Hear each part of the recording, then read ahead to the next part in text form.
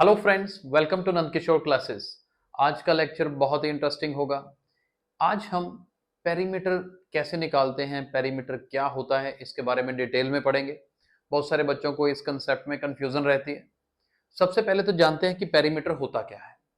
देखिए, कोई भी डायग्राम हो आपके पास, जैसे मान लीजिए मेरे पास ये एक ट्राइंगल है, ठीक है जी। ट्राइंगल हो चाहे क्वाड्रिलेटरल हो, फोर साइडेड फिगर हो, ये देखिए इस तरह की कोई भी पेरीमीटर। बाउंड्री लेंथ वर्ड एक याद रख लेना बस, कि जो भी इसकी बाउंड्री है आपकी फिगर की, जैसे यहां बाउंड्री में क्या क्या आ रहा है, ये मान लीजिए एबीसी है, तो ट्रायंगल एबीसी का पेरीमीटर क्या होगा, तीनों साइड्स की लेंथ को ऐड करना, a b plus b c plus a c. पहले वाली को, ये दूसरे वाली को, और तीसरे वाले को, इन तीनों को ऐड कर दे तो पेरीमीटर बन जाता है। ठीक है जी। तो बाउंड्री लेंथ को मेजर करना पेरीमीटर होता है। सेम वे अगर आप क्वाड्रिलेटरल की बात करें, मान लीजिए मैं इसका नाम लिख दूं पी क्यू आर एस, तो पी क्यू आर एस की बाउंड्री को ही पेरीमीटर बोलेंगे। और पेरीमीटर निकलेगा कैसे, यहां पर P Q plus Q R plus R S और प्लस एस पी, चारों साइड्स को ऐड करके पेरीमीटर निकल जाता है। यहां तक कंसेप्ट समझ आया। अब प्रॉब्लम कहां पर आती है, जब जैसे मान लीजिए मैं अब सर्कल की बात करूं या फिर सेमी सर्कल की बात करूं, क्योंकि यहां जब तक आपके पास पॉलीगन्स हैं तो सब आपको करना क्या है, साइड्स को ऐड करना है। लेकिन जैसे मान लीजिए मेरे पास सर्कल है, अगर सर्कल की बात करूं, लेट्स सपोज ये सर्कल है, ठीक है। अब सर्कल का पेरीमीटर क्या होता है, पहली बात तो तीन वर्ड यूज होते हैं यहां पर, वो तीनों वर्ड नोट करिए। पहला वर्ड पेरीमीटर, क्योंकि पेरीमीटर का मतलब तो लेंथ ही होता है। सर्कल के केस में दूसरा वर्ड क्या यूज होता है, लेंथ ऑफ सर्कल। ये देखिए, लेंथ ऑफ सर्कल। और जो मेन सबसे इंपॉर्टेंट है वो वर्ड यूज होता है ये सरकमफ्रेंस। और नॉर्मली ये लास्ट वाला यूज किया जाता है, सरकमफ्रेंस ऑफ ए सर्कल। अब यहां हम आज सरकमफ्रेंस ही नहीं, सिर्फ सर्कल का ही नहीं, सेमी सर्कल का भी पढ़ेंगे, क्योंकि वहां पर कई बार कंफ्यूजन होती है।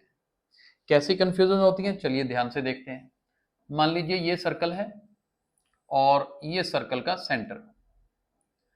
सर्कल के सेंटर से बाउंड्री तक जो लेंथ जाती है उसे हम क्या बोलते हैं, रेडियस बोलते हैं, राइट। तो इस केस में सरकमफ्रेंस का फॉर्मूला रहता है 2 पाई आर। आर क्या है, रेडियस है।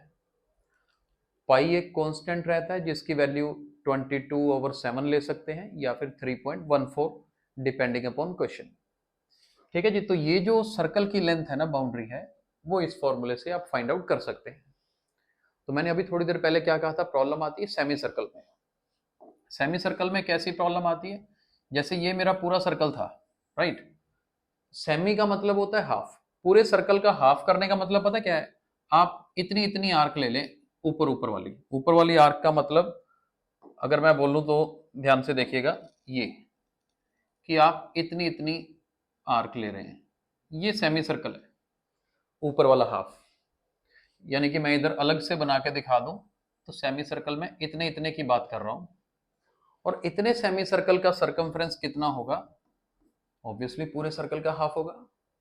पूरे सर्कल का हाफ होगा ना। अब पूरा सर्कल तो 2 पाई आर था, तो अब उसका हाफ कर रहा हूं मैं।